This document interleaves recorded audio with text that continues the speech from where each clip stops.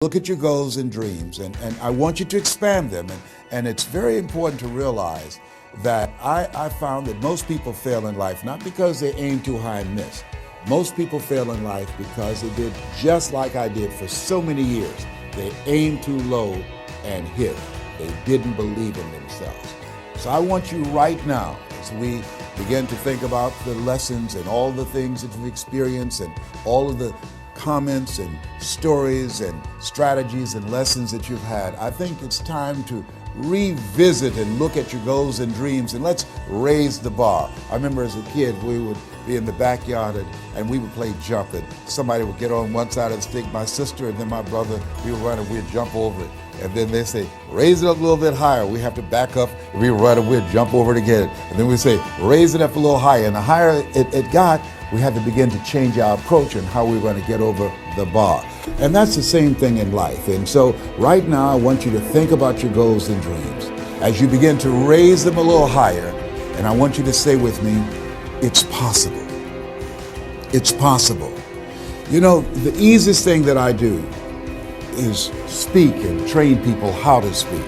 Go into prisons and juvenile detention centers, into high schools and colleges. Speak before thousands of people. I can do that in my sleep. Let me share with you the most difficult thing I've ever done in my life. And it took me years to do. And that was to believe that it was possible.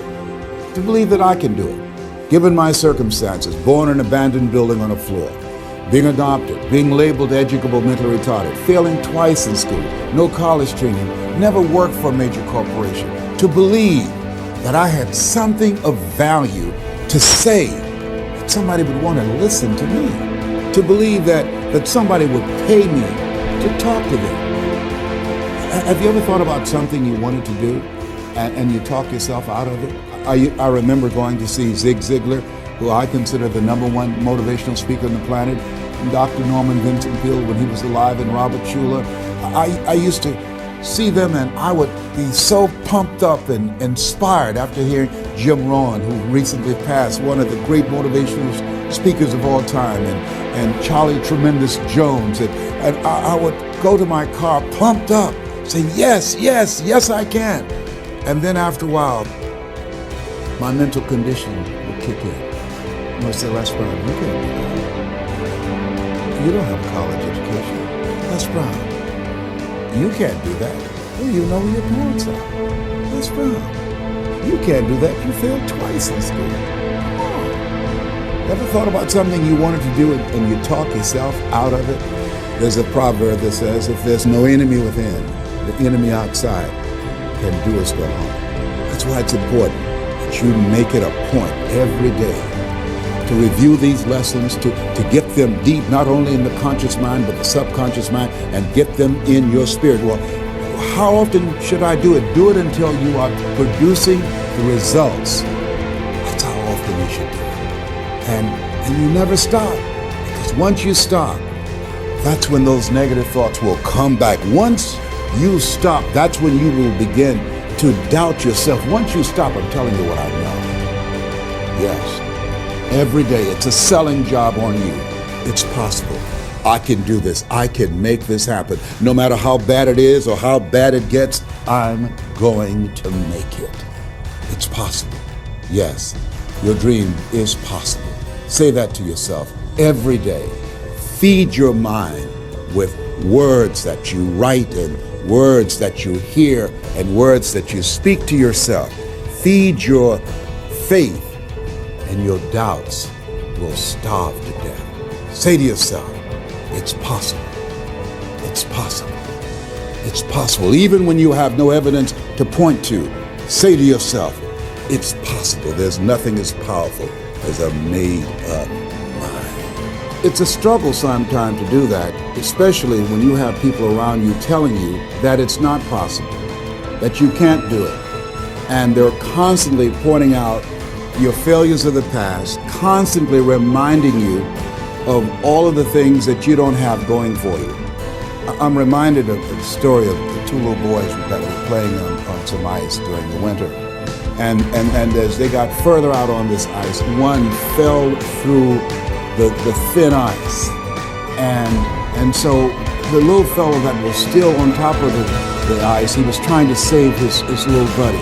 And he couldn't reach him. He was trying to pull him. He could see him through the thin ice as he got further away from him, struggling.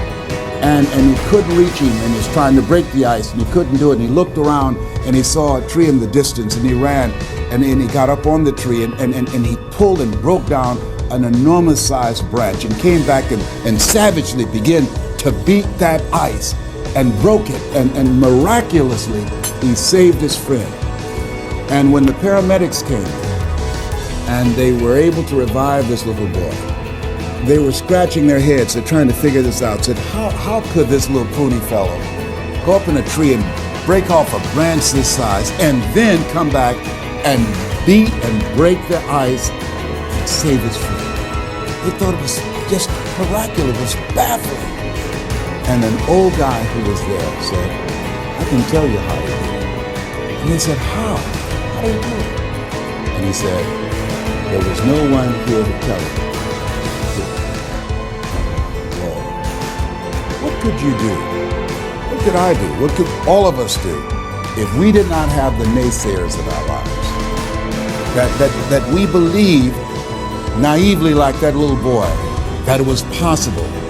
What would you do if failure was not on the table? Do you realize that 87% of people allow the fear of failure to outweigh their desire to succeed? Because they've been convinced by the evidence, by being practical, by being logical, by being realistic. I did that. Leslie, yes? You're going to speak for corporations, yes. Leslie, do they have a college education? Yes. Do you? Wesley, you know that I don't have a college education. Leslie, are these people experienced? Yes. Are there people with PhDs and MBAs that they could choose rather than choose you? Yes.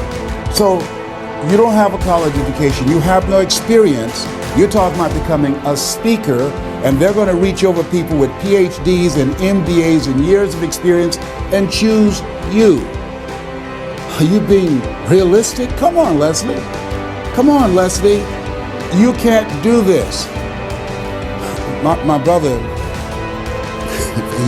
he's a wonderful person. And he constantly reminded me that I couldn't do what I'm doing now. But that really wasn't the bad part. The real bad part was I convinced myself that I couldn't do it. Not only because of those things that you pointed out, being practical and realistic, but also that within myself, I didn't believe what Mike Williams, my mentor, said was possible for me. Have you ever had somebody who believed and saw something for you that you didn't see for yourself? And here's how I escaped that. I discovered that sometimes you have to believe in somebody's belief in you until your belief kicks in. So here's what I am believing for you. The goals that you right now have, the things that you have envisioned for yourself, this is a reflection, what you've done thus far and what you are engaged in doing. It's what's possible for you right now. But there's even more. You don't even know what's in the future. Eye has not seen, ear has not heard. If you believe in yourself, if you constantly remind yourself after every defeat, after every setback, every time you get knocked down, I've got a saying, if life knocks you down, try and land on your back, because if you can look up, you can get up. See, a lot of people, because of failure, they stop believing. Let me share something with you. You will fail your way to success. Yes. 8 out of 10 millionaires have been financially bankrupt. You will fail your way to success. It doesn't matter how many times you fail. It doesn't matter how many times people tell you that you can't do it. It doesn't matter if you don't have a dime in the bank. You will fail your way to success. What's very important is you're believing in yourself. You're constantly saying, somehow, some way, I'm going to make it. I remember a lady out of Detroit, Michigan. They called her Martha Jean the Queen. And she had a motivational message she gave all the time on the radio. And the question she would ask was, do you really want to win? Do you really want to win? And she said, if you really want to win in life, you've got to believe in yourself when no one else does. You've got to believe in yourself. See, it's easy to believe in yourself and to have faith if you have a good bill of health, if your relationship is working out fine, if you have money in the bank, if you have a secure job, if your mortgage note is paid current, if the children are acting like they have good sense. It's easy. If you go to the doctor, they say, oh, you're doing real good, I'll see you next year. It's easy to have faith then. Let me tell you when it's really tough to have faith. When you lose your job, when you lose your retirement, when you go to the doctor and they look at you and say, you have cancer. Cancer is the most feared word in 7 different languages. That's when it's tough to have faith then. And that's when you need to call on your faith then. They said faith is the oil that takes the friction out of living. That's when you need to believe in yourself then and judge not according to appearances and say to yourself, it's possible. It's possible. I can make it. It's possible. I'm going to get through this. It's possible. I'm not going to allow this to get the best of me. Yeah. I don't know what you're up against. I don't know what you are facing, but here's what I do know. You've got something special. You've got greatness in you. And I know it's possible that you can live your dream.